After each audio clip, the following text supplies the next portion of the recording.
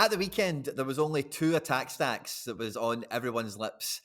One from Champion Europe, one for Challenger Europe, and we're going to try and have a bit of a giggle and discuss them both, Jeremy, right? So PSG go out 6-1 winners away to Clermont, and Celtic run out 7-0 winners at home at St Johnstone. Now, if you could hit the subscribe button, I do daily global football content, everything from Wonder Kids and Rising Star Managers to fantasy football and watch-alongs. That will also automatically enter you into my April giveaway. This month, I'm giving away a 1 of 100 Belgium Youth International, Ewood Pletinch, and 2 limited goalkeepers. If you want to stick around to the end of the video, we'll get into all the giveaway stuff again there.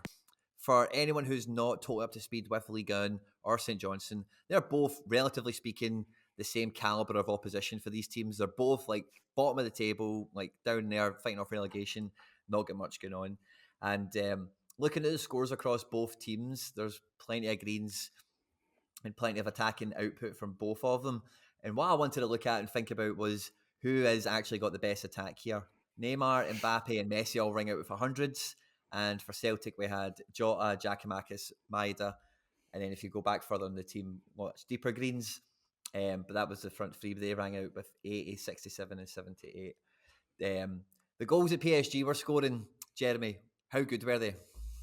They're amazing. And, when you have Messi, Mbappe, and Neymar up front, you expect, genius, and you expect goals that are going to surprise you. And that's what happened. Like Neymar, Messi, and Mbappe actually on 3 of those 6 goals, they all touched the ball in the last 20 meters. So the 100 points is there, right? 3 assists for Messi and 3 goals for both Mbappe and Neymar. It's an attack that I think should be up there almost every single weekend. I don't know one defense in Ligue 1 that could actually stop that attack when they play well. Of course, when you have a guy like Neymar who plays 1 game every month, it's hard to always bet on them. But right now is the time. It's the end of the season. There's nothing left to play. He's half on holidays. It's when he's going to score all his goals. Yeah. Has it been his sister's birthday yet? Yeah, it's February. It's right when the Carnival of Rio is on. Yeah. So party season's over then. All the big football games, all the big parties are finished for him. So that's him turning up now with his 100. He's working on the contract. I was actually just digging into Sorare data, right? So all 3 of the players scored 100, right? Because we know the Sorare score is capped from 0 to 100, right? But if you open each of them up, Messi would have actually accrued 103 points. Mbappe earned 132 points by winning his penalty, get 5 decisives all in, which is incredible. And Neymar actually brought in 117 points. All told, so they're going way above and beyond even the scorer matrix, just with how much of an absolute thrashing it was. Clermont's defense, let's be honest, it's made of paper, isn't it? Yeah, but and the worst thing is, they want to play football. You play against Paris St Germain, park the bus. Well, what's the alternative against those 3 players? Whatever you do, Mbappe is going to find space. So play defensively. But Clermont is a team who actually wants to bring the ball up and play. And today, to be fair, Paris scored twice, and then for 10-15 minutes, Paris does what Paris has been doing all season. They forget to play, they don't defend well, and then the ball goes behind Sergio Ramos, and Clermont is able to score a goal. So at one point, Clermont probably believes as well, but then the second half comes and they just get hammered. But yeah, they're not the best defensively, and they want to play football offensively instead of trying to focus on their solidity defensively. So it was just the perfect opponent for Paris Saint-Germain to score those 6 goals. Totally. And for Celtic as well, there was a lot of great interplay between like the front 3-4 players, especially for the goals and everything as well. But with St Johnstone, it was a wee bit more of like camping back, and allowing Celtic to come out and play and actually force those link-ups to happen in tighter spaces. Whereas Messi, Neymar, and Mbappe, as we know, they love space, they love transition. And if Clermont are thinking they're going to rock up and just because they're the home team, maybe give PSG a game, then as you say, it's like taking candy from a baby. But the scores that the 3 then brought in this weekend were absolutely incredible. As I compare both teams and have a look at both of them, the PSG midfield, in terms of the boys that started, Danilo Pereira, 41, Marco Verratti, 64, Idrissa Gueye, 60. And Celtic in midfield, we've got Rogic on a 33, McGregor on a 58, but Hatate on a 90, And when you look at him, and it's funny because part of what inspired me, if you like, for this kind of chat, Jeremy, was I seen Sorare Data and the guys over there doing a tweet on Celtic calling them Ajax killers. And when you look at the defence here in terms of how influential they are in the build-up for the attacks, like that's where they're getting their points from. Juranovic with 100, Carter Vickers 86, Starfelt 79, and Greg Taylor 88. So it's been a real team attack, whereas with Mbappe, Messi, Neymar, feels like they're a three-man outfit. Yeah, exactly. Yeah, when you have both your left back with an assist each, it shows you what Celtic does when they play.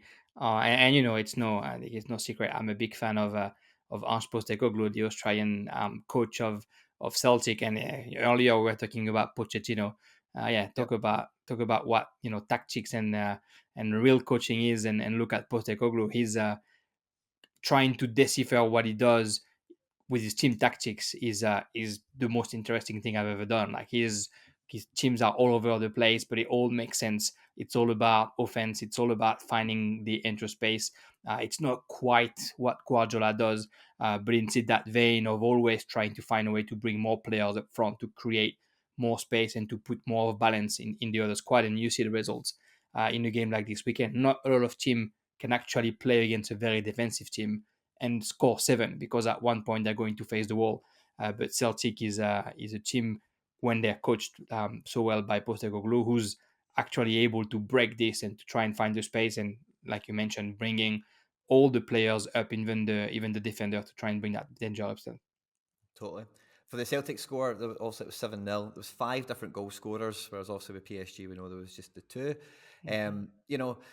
Clermont losing 6-1, St Johnstone losing 7-0. Jeremy, what result impresses you the most? Are you more impressed by seeing this double hat-trick and all that kind of stuff, or are you more impressed by seeing an absolute team outfit go out there and dominate a game 7-0?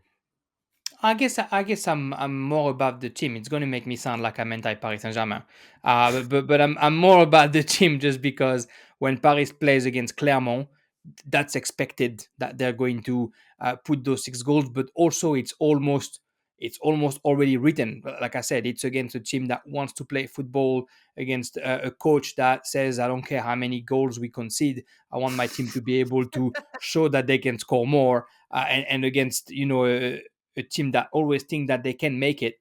And Mbappe has won a World Cup when he was 18 years old, and has been one of the best players in the world for the past couple of years. And there's Messi and Neymar over there. So if you give those players any kind of space, they'll just eat you alive, and that's what they did. I think it's more impressive that a team like Celtic, even though St Johnstone isn't the Rangers, it's impressive that they play against somebody who's waiting for them all season. That's the game of the season for St Johnstone, when you got Celtic or Rangers visiting you, and they're just going to defend, and they're just going to play a bit rougher, and they're just going to try and stop them by any means necessary. And yet Celtic comes out and scores 7 goals and gets the whole team involved, even the subs scoring a brace. It's more. I guess it's more my speed, right, to have a team who's able to do this, rather than send your 3 stars and score two hat-tricks, because that's what you should be doing every week. Of course. And, like the front three of PSG, of course, greatest players of all time, by and large, the 3 of them, right? But let's not forget the Celtic front 3. We do include the Eredivisie top goal scorer from last year and the Japanese top goal scorer from last year. So our guys have got achievements and medals as well. So I was really impressed. I was really impressed with the Celtic goals. I was really impressed with the Celtic performance. It was great to see. I was expecting it to be a big win. I wasn't expecting it to be 7-0. But like you say, you do expect PSG to roll a team like Clermont over by multiple decisive actions. So I'm going to be biased and say I was definitely more impressed by Celtic as well. Look at us. You get the wrong jumper on. Yeah, well, today I do, yeah. For sure. Let's get into all the giveaway stuff before I let you go. I'm still doing monthly giveaways, and I'm making it easier to enter. If you want to be entered to win this month's prize or any future giveaways here at the channel, all the same rules will always apply.